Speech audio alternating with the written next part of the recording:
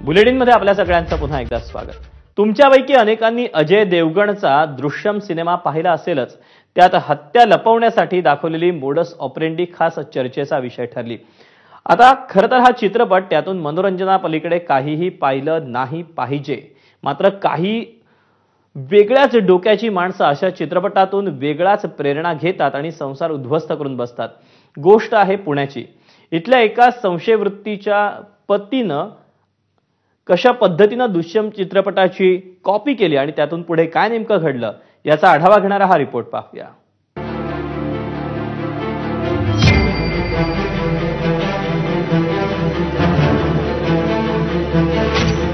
अजय देवगणच्या दृश्यम चित्रपटाचे 2 भाग येतात। चित्रपटाच्या दोन्ही भागात मर्डर मिस्ट्री काही केल्या पोलिसांना सोडवताच आलेली नाहीये।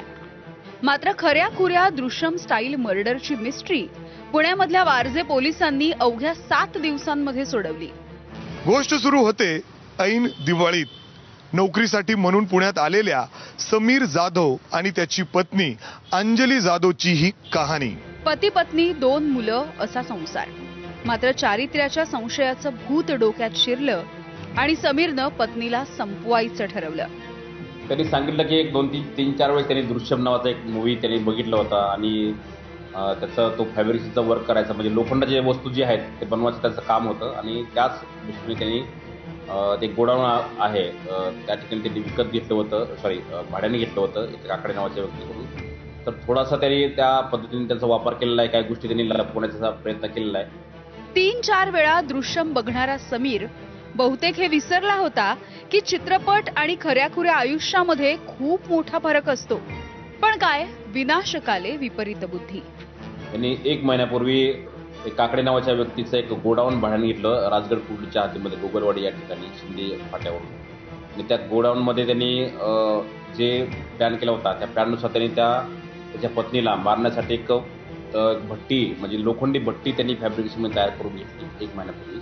खरं तर याच गोडाऊनमध्ये फॅब्रिकेशनचं काम करणं अपेक्षित होतं, मात्र समीरच्या डोक्यात वेगळाच प्लॅन शिजला होता। चारित्र्याच्या संशयामुळे रागाच्या भरात समीरनं पत्नीच्या हत्येचा प्लॅन आखला होता। दिवाळीचाच मुहूर्त यासाठी त्याने निवडला होता।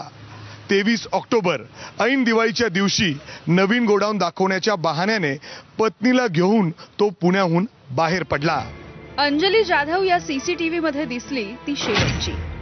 कारण आणि जवळपास संध्याकाळी 8-9च्या दरम्यान त्या गोडाऊनमध्ये त्या ठिकाणी आले। गोडाऊनमध्ये आल्यानंतर त्या ठिकाणी त्यांचा वाद झाला आणि यातला आरोपी जे आहे समीर यांनी त्याच्या पत्नीचा गळा आवळून त्या ठिकाणी खून केला। खून केल्यानंतर त्यांनी त्याची जी मैताची जी बॉडी आहे ती पूर्ण त्या भट्टीमध्ये, लोखंडी जी भट्टी आहे त्या भट्टीमध्ये टाकली। बरं, गोष्ट इथेच थांबलेली नाहीये। 26 ऑक्टोबरला खेड शिवापूर मार्गाजवळच्या गोडाऊनमध्ये समीरनं पत्नीची गळा दाबून हत्या केली। त्याच दिवशी मृतदेहाची राख आणि अवशेष जवळच्या नदीमध्ये फेकून दिले। 27 ऑक्टोबरला समीरनं नातेवाईकांना फोन करून पत्नी बेपत्ता झाल्याचं सांगितलं। 28 ऑक्टोबरला समीरनं वारजे पोलीस स्थानकामध्ये पत्नी बेपत्ता झाल्याची तक्रार दिली। 29 तारखेला वारजे पोलिसांच्या तपासामध्ये समीर जाधव याच्याकडे संशयाची सुई दाखवली गेली। तर 30 ऑक्टोबरला समीरनं पत्नीचे अनैतिक संबंध असल्याचं सांगत तपास फिरवण्याचा देखील प्रयत्न केला।